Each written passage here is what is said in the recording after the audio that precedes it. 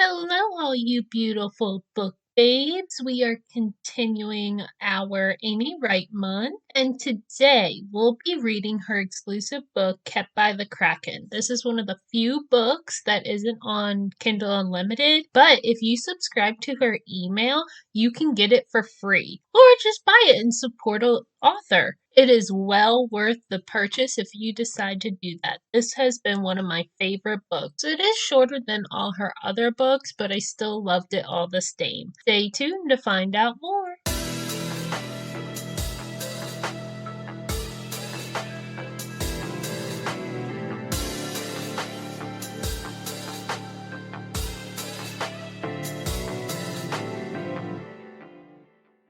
Hello, all you beautiful book babes. I am sorry for the interruption, but thanks to you all, we were able to obtain another sponsor, and this one I'm really excited about. This episode is brought to you by Dr. Ganja. Now, I know CBD and THCA is a controversial topic, but it's something I really believe in, so much so when I was in college, I wrote a whole paper on the topic and how it is so beneficial versus other medications. I even got my professor to convert on their beliefs on the topic. I used this company way before they reached out about being a sponsor. They have so many different products. They have flower, vapes, topical creams, gummies, spa stuff, and so much more. My favorites are their bath bombs, face wash, and their full spectrum sob relief. With having tendinitis in almost all my joints from playing sports growing up, this really helps with the pain in my joint. My husband loves their flower and vape products. He struggles with anxiety, and this really helps him when he's having an attack. We have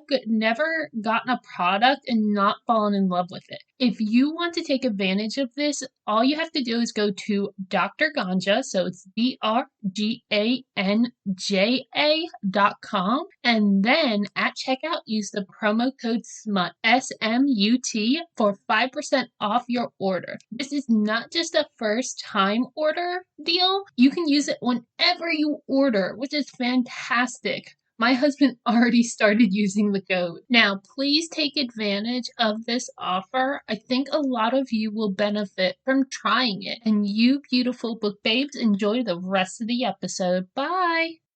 Hello, all you beautiful book babes. We are back with our Ami Wright series. Today we're doing Kept by the Kraken. Now, this book is not free.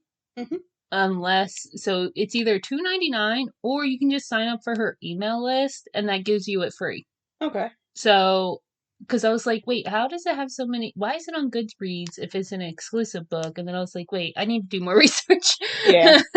I've gotten books like that. So it's not available on Amazon. It's just through her subscription or Patreon. Yeah. So, and I love her Patreon. We are going to go kind of dig into that today. Because I know other authors do this, but she does it so well. So first off, when you join her Patreon, there's 3 different categories. The very first one, you get the artwork. So if that's really all you're looking for, get that one. Yeah. I'm a bougie hoe when it comes to my books. Her Patreon, I got the most expensive one, and it's not even that much. It's like $8 a month. And I get to see chapters of books before they're even released. Oh, nice. So you know what's coming up. I can't read her one that's coming out in January, though. Why? She said there's a little blurb of her first chapter, and it says, if you do not like cheating... Oh, shit. You might want to wait till it's fully out so there's the explanation before reading it. No cheating. So I was like, I'll still read it, because it says there's a whole storyline and explanation for it. So I was like, okay. As long as I know that, I'll just wait till it comes out. I really can't. So, which one do you want to do first? Do you want to do for artwork? Do you want to see the Grumpy Boss series or the Monstrous Deals? Monstrous Deals. Oh my god, that was so fast. That was so fast. So, let's go to the very beginning. So that way, you can kind of see her artwork from the very beginning. I do like some of the artwork because it's different. So she did a couple non-spicy scenes. So this is when they're meeting the first time, when they're making the deal. In the first book, Callie and Rin. This is the artwork for the bathtub scene. Isn't it so good? Ah! I would post pictures for you guys to see, but I don't want to get demonetized. But not only that, like, you would have to. She's doing this for, Yeah, like there's so can't- many different things that I can't post the pictures for. Just join her Patreon and you'll know why we're freaking out and gasping. Oh, that's so good. And then, did you read the basilisk one? Yep. Okay, so when he does both holes, isn't it so good? I was wondering how that worked. Okay. Yep. Okay. You can kind of see how you got Rin, and he can change the shape of his dick in the book. Yep. So I forgot about that. So he shaped. I don't know what that is with it, but rope. I don't know. That one confused me a little bit. I think it's supposed to just be rope to tie her up with. Yeah. That was the kink. Did you read the gargoyle one? Yep.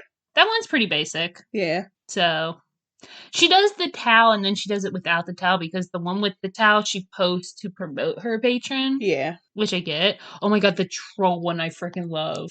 Because did you read the troll? Nope. So trolls in her story, their cum is lava basically. The fuck? Ow. How would that work? It works eventually. Okay. You have to do like a ritual and everything. Got it. For it to work. So, but I love how she did the cum dripping out. It looks like lava. I was wondering, I thought that was like orange juice or something, but nope, that explains it. Oh my god, that's why I was like, I need to do a pre-explanation of the troll. Oh my god, mastering the Minotaur. I love that she did the animals with a red rocket. Because that's true. I think I remember you sending me this one because I stared at it for a long minute. I sent you the unicorn one. Yeah, the unicorn one. Yeah, so that's the Minotaur. You got the basilisk. Okay. I love how we're just looking at monster dicks. Love it. I literally had to explain that to Billy one night. That's the one. That's the one I saw. Yep. With his red rocket. Oh my god. It's so funny because, like, literally, Billy was feeling frisky one night, and I was like, after it ended, I was like, you got me at the right time. Because why? I was like, I was looking at monster dicks. It was perfect. That was perfect timing, sir. Because you were looking at what? Monster dick. Monster dick. This one, Maurice's, I'm just not a fan of. The red rocket confuses me. Is that his balls on the outside? Yeah, that's what I'm saying. It's like his whole dick like just went inside out. Yeah. That one confused me. It looks like it would hurt with that pointy tip. Yeah. But I do love... See, you read the werewolf one? No. That's one of the scenes. That's his dick, and then she has a strap on. She's pegging him. Yeah, she's pegging him. But he has to wear special chains because he might hurt her mating her. So that's why the chains are all like magical and shit. Got it. So that was deals with the demons. This one is for the boss series. So you read the Minotaur one. Isn't the Minotaur one so good? Oh shit. That is awesome. Oh my god. Love it. It's so freaking good. And I love that book. The Boss Minotaur one. What else we got? There's that one. Oh. Wait, that's not the spicy one. I'm sorry. I messed up. This was the start of something. I know you were pointing that out. So she sends out little tidbits as the art is going. She'll send out little sneak peeks. There we go. That's the non-exclusive one. Oh shit. Titties out. Everything. Everything's out. She don't play. Everything's out. So, and then there's that one, which is a little more detailed while she's sleeping. And then the frickin' dragon one. Hold on. You need to see this. Oh my god. Isn't it so good? Wait till you see the next one. What the shit? Yes! It's so good! I love her artwork. Like, I will forever keep this. But it's so cool because she does sneak peeks. So I think the next one is, in the boss series, is a troll. Oh, okay. But looking at it, the book cover, it looks like it's a monster. It does. So she's trying something different, maybe. Okay. I'm down. I mean, because, yeah, that's the whole thing about humans and monsters is this intermingle of species. So I would think even if you're a monster and a monster, it would still cause problems. Yeah. But yeah, that's the artwork, and I freaking love it. Fuck yeah. So, Kept by the Kraken, this is... So it's not free unless you join her email list. So take advantage of that because I did love this book. So this has a 3.58. That's why I said a lot of the deal books are about a 3.5 star rating. Yeah. Which I think is bullshit. Yeah, should be better. So I'm going to ask for your help pronouncing his name. I still don't know how to pronounce it. I just go by the nickname he has. Okay. So we have Shelley and Rosh, but Rosh's full name is Good Rosh I'm not even going to try. Karaka? Yeah, it's like freaking 10 syllables. Oh my god. So we start off with Shelley at work, and she is dealing with a real Karen who asks to speak to her manager. I guess she works in like a restaurant or something. Because she spills soda water on the person's expensive shoes. Now, Shelley has made a few mistakes at work, but they're normal human mistakes. But she beats herself up over it, saying they will probably, like, each one's probably the last straw and she's going to get fired. Mm-hmm. Her manager, oh my god, I hate this.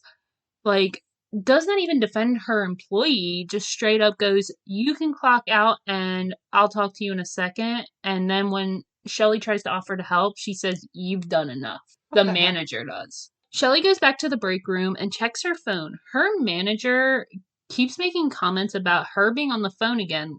Like, come on, she's in the break room. And wasn't she just told to clock out too? Yeah. Fuck off. Like, I freaking hate it. And the worst part is Shelley's, like, taking it. Like, she's like, oh, yeah, I shouldn't be on my phone. And I'm like, what the fuck is wrong with you? Yeah. But her boss tells her it's her last shift and will take the money for the person's shoes out of her last check. No use in arguing, so Shelley leaves. Now we meet Rosh. His dad has been texting him.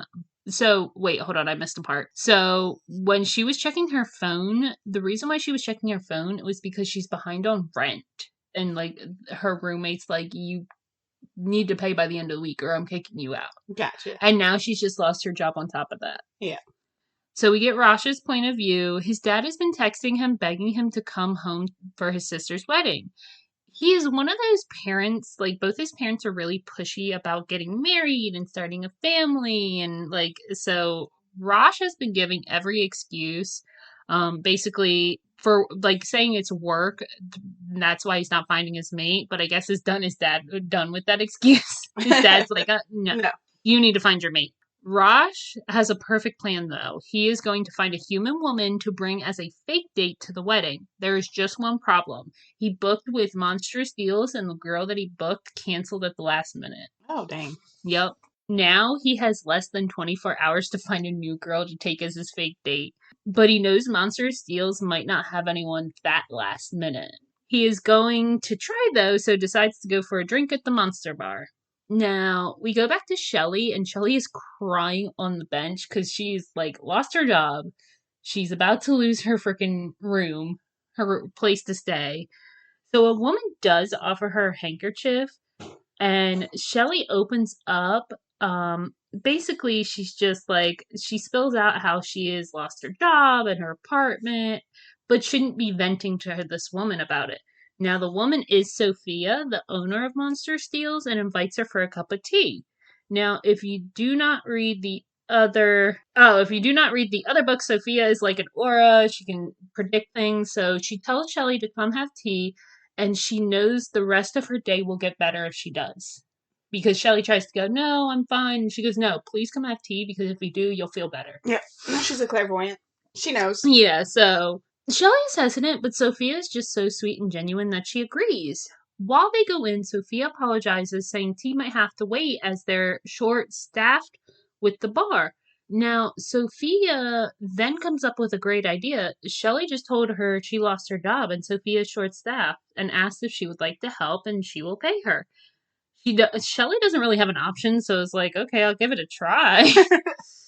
So it does not go great, though. Shelley is clumsy and broke a couple glasses, so Maurice literally made her sit at the bar and drink. She goes, you know what? You just sit and have a margarita and just stay out of my way. And I love Maurice because he's not even mad at her, but she's offered to pay for the broken glass. Maurice, He says absolutely not, but if she's really nice, he will let her mop the floors when they close. Oh, Jesus. Like, I love Maurice. I didn't like Maurice in his book, but all the other books, I adore him as a side character.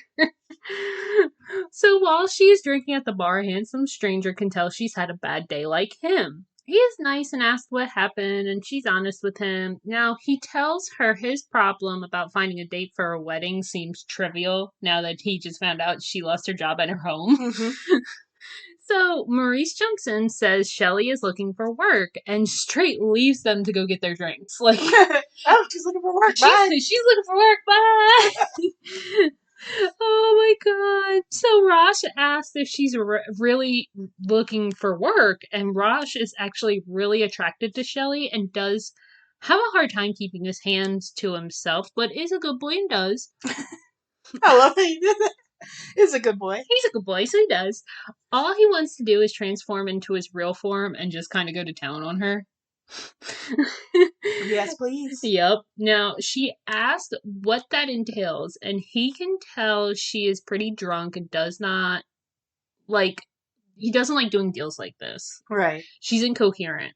But he's so desperate because he has only 24 hours to find a date. He's like, you know what? I'm just going to take advantage of this. Oh my god. So she more likely agrees because she's more likely to agree if she's drunk. She even asks him, does he want the full escort service? Because she didn't know Monstrous Deals was an escort service when she got in. Right. She's figuring it out as she's talking to this guy. Oh, got it. So he wants her to come, so reassures her that all she has to do is hold hands, and they have to sleep in the same room just to make it look like they're courting. Now, she almost looks disappointed, and he's kind of mad at himself for not adding that into the contract. But is now like, that's gonna look so weird if I add it now. Yeah. So in her drunken state, she tries to offer him the full service tonight. Oh. Oh my god. Rosh is sweet and he's not trying to take advantage of her, so does offer to take her home. Now she tells him she can't go home. Her roommate's mad at her for not paying rent. He tells her, well, he can't leave her here where any supernatural could get their claws in her. Now, she doesn't know he's one of that, like a supernatural, and she didn't know it was strictly a monster escort service. She could just figure out that it was some type of escort service. Gotcha. He is he is pissed because she is so sweet and innocent and in an escort service. I mean, she didn't apply. No, but he doesn't know that either. Right. So he decides the place to take her is his place so she can sleep it off and then they can talk about the deal when she's sober. On the way, she does ask again if he knows any soups he can introduce her to before falling asleep in the car. So, she's like, oh, you know supernaturals, can you introduce me to one? And then passes out. So, he's actually questioning his decision about not settling down now that he's met her. He's he's having a hard time fighting his attraction to her. He even makes future plans for them to be together and live how they, how can they try for kids while he has a job, once they're back from the wedding, finding her apartment, even trying to find a job at one of his buildings. He's obsessed. Oh yeah, he's obsessed. But he is fighting it throughout the whole book. Of course, they usually do. So he tucks her in bed, thinking about all this. Shelley wakes up and remembers part of last night, but not everything. When she gets up and sees him, she even asks if they had sex. He tells her no, and she is even more disappointed than anything. Oh, she's like, damn it. She wanted bragging rights for being with a man as good looking as Rosh. That was what she said. Now, he says he wants to talk to her about the arrangement again, now that she is up. He tells her they are going to his sister's wedding for 2 days, and if she agrees, they will leave in 2 hours, and he will pay for everything. Even if she needs clothes, he will buy them when they get there. Yes, sir. I'm down. Yep. Take care of me. Yep. He can tell that she can't tell that he is a monster because he takes human form, but if he's in water, there is no way he can hide it. So he's like going like she's eventually going to find out that he is a monster. Because also it's a beach wedding. All his family is Krakens, and the wedding ceremony is in water. So there's only so much he can do. Just go ahead and rip off the Band-Aid, dude. Yeah, he does. He basically tells her, like, hey, I'm a Kraken, my whole family's Krakens. And she is so excited. She is on board. Hot guy, basically a paid beach vacation and going to a wedding and hanging out with a bunch of supernaturals, countering. That's literally her words. That would be my, like, whole intake too. Like, fuck yeah, let's do it. Rich guy, hot guy, we're going to a wedding at the beach for a couple days. You're supernatural, fuck it. Yeah, let's go. He also explains that she has already met a bunch of supernaturals because she was literally in a monster bar. He was like, you do realize you were in a strictly monster bar, and she goes, oh, okay. Well, I guess when traveling for the trip, Rosh is not on Team Shelley anymore. It kind of flips back and forth. Like, he's like, oh, I'm going to plan a future together. And then he's like, no, I'm not. Oh, that would make me mad. Yeah, so he's saying that she is the perfect girlfriend that he would actually love to court and date, but can't. Like, he straight up tells her, like, we can't date. Even though I find you attractive and, you know, you'd be, like, my perfect girlfriend, I can't do that. Got it. I'm like, what a dick. Yeah. Well, fuck you, dude. Now, they have a little accident on the first class flight.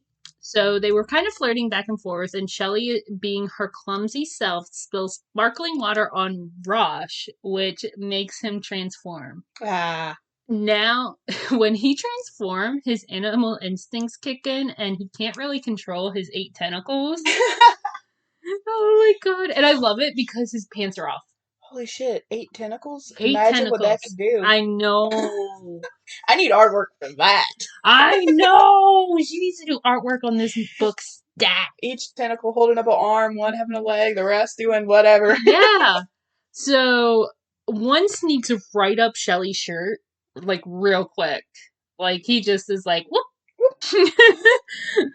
And she doesn't scream or protest. Nope, she just stares at his cocks. His pants ripped off from the transformation. So she's just, and there's people around them. It's not a private plane. Just like, cocks. Hey! Oh my god. So, he pulls away though and runs to the bathroom, but he is more upset when he is in there. He notices his tentacles have changed color, which only really mean one thing. The color that they changed, so they were like a green-blue, but now they're silver-white, and the color that they changed to means that a Kraken has found his mate. Oh, snap. So now he's even more upset. But he likes her. But he's so focused on work that he doesn't want to, it's kind of like he's looking out for her. Gotcha. In a way. He's like, I don't have time for a family. I don't have time for a mate. Like, why would I do that to somebody? When he's not ready. Yeah, so I appreciate that aspect. Now, Shelley is so worried she just messed up another job because she is clumsy. She goes to the bathroom door and apologizes. I can't talk today. Saying she brought a change of clothes, but he doesn't have to change it back to his old form. She even admits that she likes his non-human form and she will leave the bag of clothes outside by the door. So she goes back to her seat. When he comes back to their seat, she tells him she understands if he wants to fire her. He tells her he doesn't and just needs some time to rest, and she should get some rest too.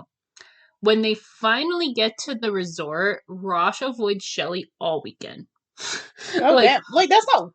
You're supposed to be proving to your father you have a date. What the hell, dude?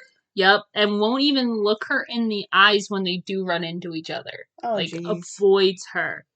He's basically introduced her to his family, got them set up in their room, and then she hasn't seen him since. Okay. So she's literally just hanging out with a Kraken family, just chilling. Yeah. So Shelley is at the formal dinner, and Rosh is not there. His sister asks if she's seen him. Shelley says she thinks he is mad at her and explains the incident on the plane. But that is the only detail she gives since they're supposed to be fake dating. She doesn't want to give it away. His sister is pissed that he would be mad about that and tells Shelley she will take care of him and leaves to go find him. Oh, snap. I love his sister. She goes, I will go find this idiot for you. Sis is coming to beat his ass. Yes. Well, his sister finds him and lets him have it. She figures out Shelly was a fake girlfriend. She even goes, "You can admit it. I know it's a fake girlfriend. Like, you don't have to lie to me." And but also that Shelly is his mate nonetheless. She tells him he needs to tell Shelly that You're that. right. So he can't, and he tells her he can't because of if he mates with her, she will get pregnant, and then I guess like a Kraken dad stays at home with the kid. They're the kind of like a seahorse. You know Yeah. how the girls still give birth, but the dad takes the eggs from the mom and raises them. Okay. So it's kind of like that. So the dad stays home and takes care of the kids because that is what he would do once the kids start popping out. So he wouldn't be able to work, he wouldn't be able to do anything. And she's a clumsy little fuck. Yeah, that too. So he can't take time away from his business for that. His sister tells him he should be happy if she does because she just went to the doctor and found out she only has a 5% chance of having kids. A sister? Yeah, and she wants kids. So she's like, you would be lucky if she even gets pregnant. Oh, snap. That's why I love his sister. And he's like, you know what? You should tell her because guess what? You might be in the same predicament I'm in anyway and might not even have kids. True. So, because it's just like genetics, she Yeah. said. So, like, I freaking love her. She's just going to town and ripping on his ass. And I love her because she goes, if you don't want kids, I will fucking raise your kids. Oh, damn. Yeah, like, she is not having it. So she finally convinced him his business may not be as important as his happiness, as she like kind of explains her story. Now I'm gonna say I love her. I love this is kind of where I stop, but the next scene he does kind of make up with her and everything, and I love his nickname for her What does he call her? because he's a Kraken. He calls Shelly his little minnow. Oh. I found that so adorable. I really like that he's a Kraken and she's Shelly. Oh my god, I didn't think about that the entire time I was reading it. God damn it. Like, I really like that. God damn it, you. I didn't think about that. But yeah, so for rating, I gave it a pretty high rating. So Spice, I gave it a 4. Like, it does take a while to get there. I was going to say, it doesn't seem like any spice really happened besides his dick popping out on the plane. No, but when you get there, it's like the whole mating ritual. So basically, he has to come in her mouth. Mm-hmm. And when he does that, she gets gills so she can do the ritual in the water with him. So every time she gives him a blowjob and he comes in her mouth, she'll get gills? Yeah! Okay.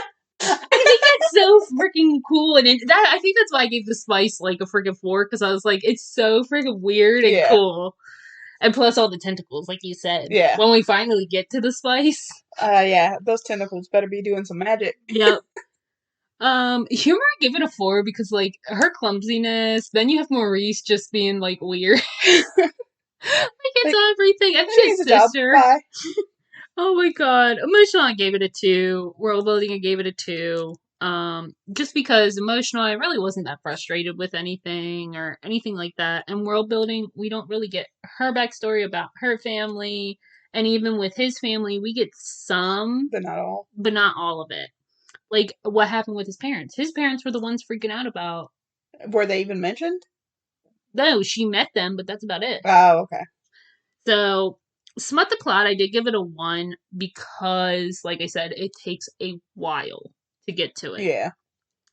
Overall, I gave it a 4. It's a nice short read. I liked it. Yeah. I definitely enjoyed it. It was interesting how she did the Kraken and everything. I really want to find another Kraken book, but I'm having a hard time finding another one. I told you, I'm in my monster era. Yeah, I need all those tentacles too. But that was today's episode. The next one will be Nicole's. Will be Used by the Unicorn, and I freaking love this one too. Yeah, it's a good one. It's so different. It's such a different take. And then February, instead of doing Valentine's and fun times and all that other stuff, we almost are going anti-Valentine's Day. Oh, we're doing Mafia? Yep, Mafia.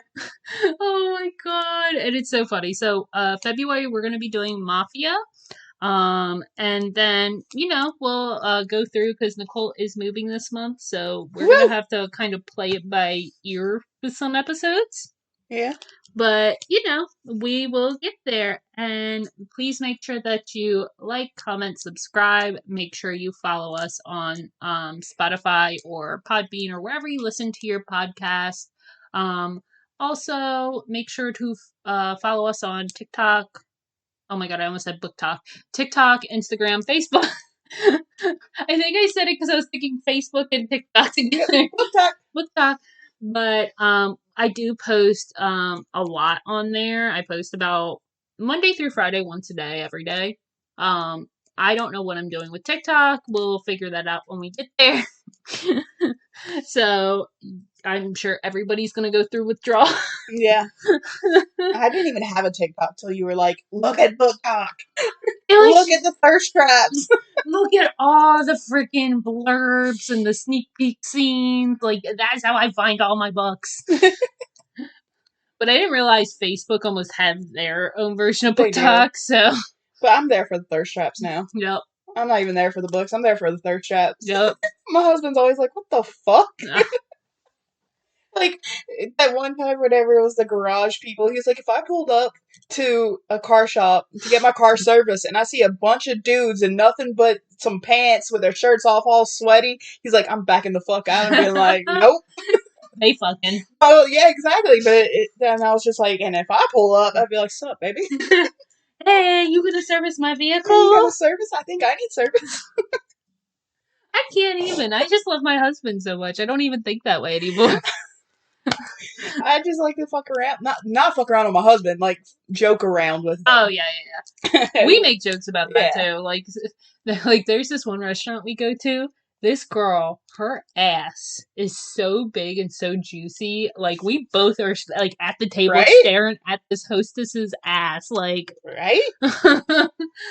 Like, look at, or, like, when we watch anime and their big titties. Oh, God. Because we're on a Bleach kick right now. Like, we stop watching it and then we rewatch it. Yeah. And we're on Giku's titties, man. We're on Giku's titties. But anyway, well, you beautiful book babes, have a wonderful day. Bye. Bye.